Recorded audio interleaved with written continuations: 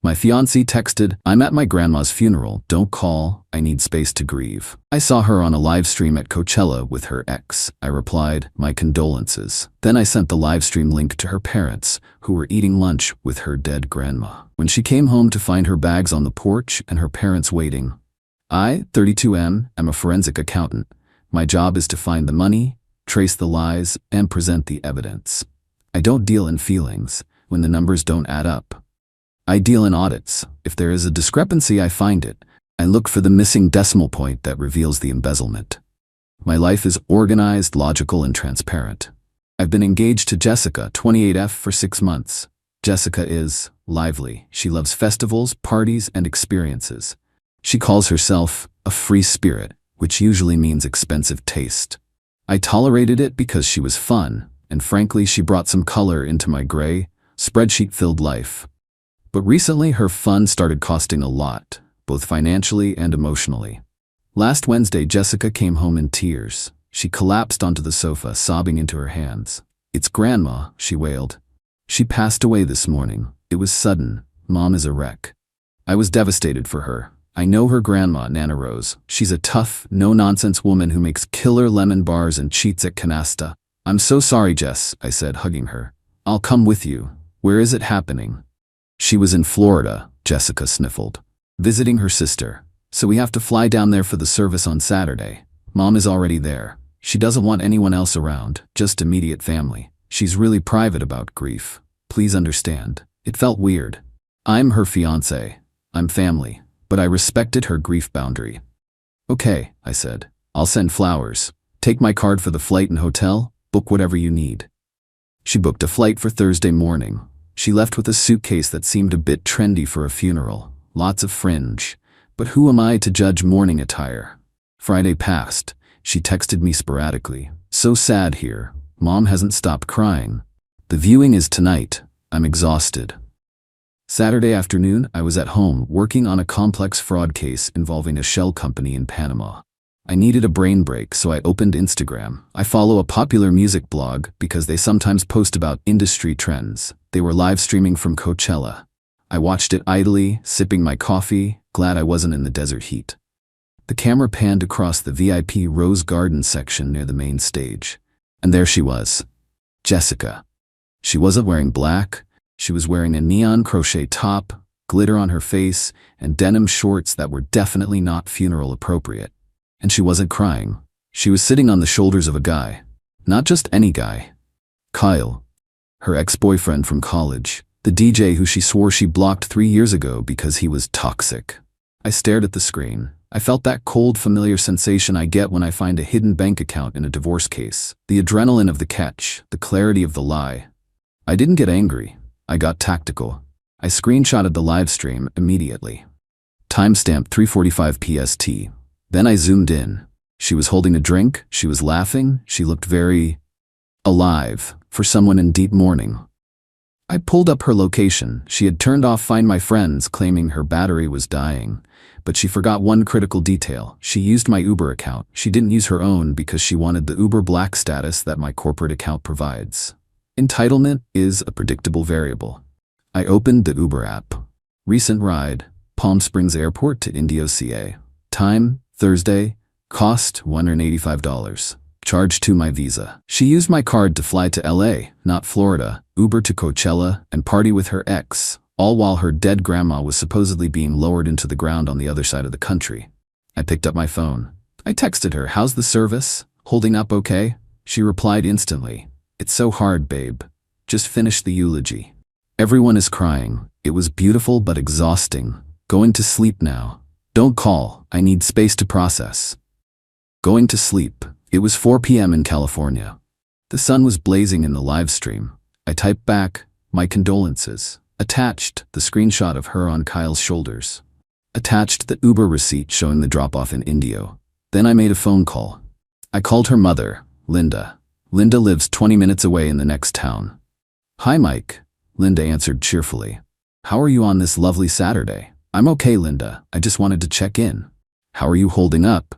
"Oh, I'm fine. Just having a late lunch." "Lunch?" I thought, isn't today the funeral?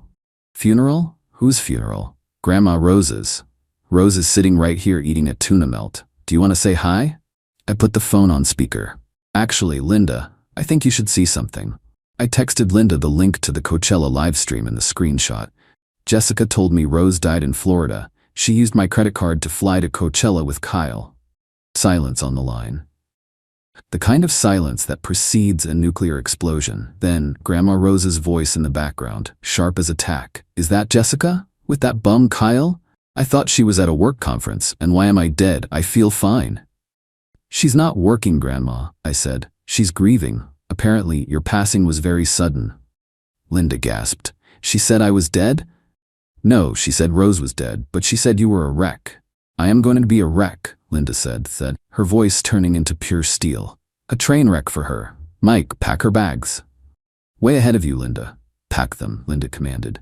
And bring them here. We will be waiting. And Mike, bring the wine, I'm going to need it.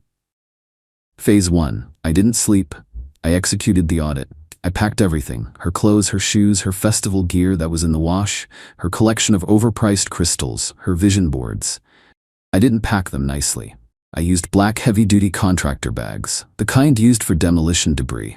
I labeled them lies, deceit, and audacity. I put the bags on the front porch. I changed the digital lock code on the front door. I removed her access to the garage. I logged her out of all my streaming services.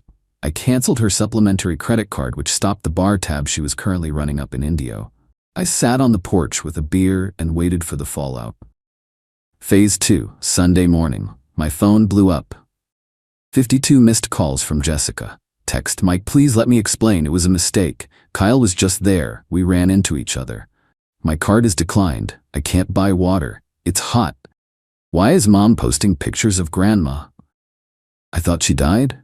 She was spiraling. She realized the narrative had collapsed. I replied once, ask Grandma for a ride. Oh wait, she's busy being alive, and Kyle can buy you water. She managed to get home by Monday morning. She probably borrowed money from Kyle or pawned a bracelet. She pulled up in a taxi. She looked rough, glitter-smeared, hair frizzy, sunburned. She saw the mountain of black bags on the porch. She saw her parents' car in the driveway and Grandma's 2005 Buick LeSabre. She froze on the sidewalk. She froze on the shower opened. I stepped out. Behind me walked Linda, arms crossed. Behind her walked Dad, Frank, a retired police sergeant who looked like he was about to interrogate a suspect. And finally, Grandma Rose, leaning on her cane, wearing her Sunday best, looking very much alive and very pissed off. Surprise, I said. It's a resurrection miracle.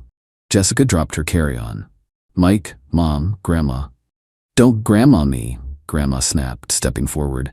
I heard I died. I was hoping for a better eulogy than going to Coachella to grind on a DJ. It wasn't like that, Jessica wailed, tears streaming down her glittery cheeks. I just needed a break. The pressure of the wedding was too much. I needed to let loose. I felt trapped. So you killed your grandmother? Linda shouted. You lied to your fiancé? You stole his money? I didn't steal. We're engaged. It's our money. Not anymore, I said. I canceled the wedding venues this morning. I got most of the deposits back because I cited fraud as the reason. The florist was very understanding. She actually follows the blog that posted you, so she saw the evidence herself. You canceled the wedding? She shrieked. You can't do that without asking me. I did, just like you booked a trip to Coachella without asking me. It's called autonomy, Jessica. You love autonomy. But I love you, she sobbed, trying to push past her dad to get to me. Frank stepped in front of her like a riot shield. Don't touch him, Frank said, his voice low and dangerous. You've done enough damage. Grab your bags. Where am I going to go? You're coming home with us, Linda said, and you are going to pay Mike back every single penny. Grandma is charging you rent starting today. Grandma? Jessica looked at the old woman. Rent, Grandma confirmed, and you're cleaning my gutters and my basement, and you're driving me to bingo. Since you have so much energy for festivals, you can handle a ladder and a bingo dauber. But I'm an influencer, Jessica whined. I can't clean gutters. You're not an influencer, Grandma said. You're a disappointment. Get in the car. Phase 3. The ring and the law. Jessica loaded her trash bags into Frank's truck. It was humiliating. The neighbors were watching. Mrs. Higgins next door was recording on her iPad. She tried to keep the engagement ring. She kept her hand tucked in her pocket. The ring, I said. "That's mine," she hissed. "It was a gift." "Actually," I said, channeling my inner lawyer, "I work with them enough. In this state, an engagement ring is a conditional gift. The condition is the marriage. No marriage, no ring. And since I proposed on a random Tuesday in November and not on a holiday or birthday, it is strictly conditional. Hand it over, or Frank can explain the statutes on grand larceny to you." Frank looked at her. "He's right, Jess. Give him the ring. Don't make me call my buddies at the precinct." She pulled it off her finger. She looked at it one last time. Then she threw it at me. It bounced off my chest and landed in the grass. "I hate you," she screamed. "You're so boring. Kyle knows how to live." "Kyle lives in his mom's basement," I said, picking up the ring. "I live in a paid-off house. Enjoy the basement life." She left. I went inside. The house was quiet. I sat down at my computer. I opened my spreadsheet. Cost of wedding, $30,000. Cost of divorce, $0. Cost of dignity, priceless. Asset recovery, ring secured. Update 1. Jessica couldn't help herself. She posted a TikTok from her childhood bedroom. Title: "My controlling fiancé dumped me because I went to a concert. Toxic narcissist." She cried. She said I was suffocating her. She said I didn't understand her creative process. She left out the dead grandma part completely. She forgot one thing. I have receipts. And I have grandma. I didn't post a video. I posted a single Instagram story. It was a side-by-side photo. Left, her text saying, "Grandma passed away. Funeral tomorrow." Right, the screenshot of her on Kyle's shoulders at Coachella with the date stamp. Caption: "When the funeral is lit but grandma is still alive. Receipts, Coachella resurrection." I tagged her. I tagged Kyle. I tagged her mom. Then Grandma Rose made an account. I helped her set it up before they left. Grandma commented on Jessica's video. "I'm not dead, dear, but your inheritance is. Clean the gutters." The internet lost its mind. Grandma entered the chat. "She killed grandma for wristbands? Savage. Imagine lying about death to party with an ex. Grandma Rose is the GOAT." Jessica deleted her account in 2 hours. She couldn't handle the ratio. Update 2. 2 weeks later, I got a Venmo notification, $1,635 from Linda. Note: repayment for flights, Uber, Coachella ticket chargeback, and emotional damages. Sorry about the daughter. We're working on her. I texted Linda, "Thanks. How's she doing?" Linda replied with a photo. It was Jessica wearing oversized gardening gloves and a floppy hat, cleaning leaves out of a gutter on a ladder. Grandma was standing below, pointing at a missed spot with her cane, holding a glass of lemonade. Caption: Rehab, Phase 1. I laughed so hard I almost choked on my coffee. Final update: 3 months later I sold the ring. I used the money to buy a new gaming setup, a nice bottle of scotch, and a weekend trip to Vegas for me and the boys. I met a girl at the gym last week. Her name is Sarah. She asked me what I do. "I'm a forensic accountant," I said. "I find discrepancies." "Sounds intense," she said. "Ever find anything crazy?" "Once found a dead grandmother at a music festival," I said. She laughed. "You're funny." I try. Sarah hates festivals. She likes hiking, and she calls her grandma every Sunday. I think this one might work out. As for Jessica, she's still living with grandma. Rumor has it she tried to sneak out last weekend to meet Kyle. Grandma caught her at the window. Grandma installed a child lock on the window. At 28 years old. Grandma doesn't play. Gentlemen, trust but verify. If she says she's grieving, check the live stream. And if she kills off a relative, make sure you send flowers to the house where that relative is eating a tuna melt.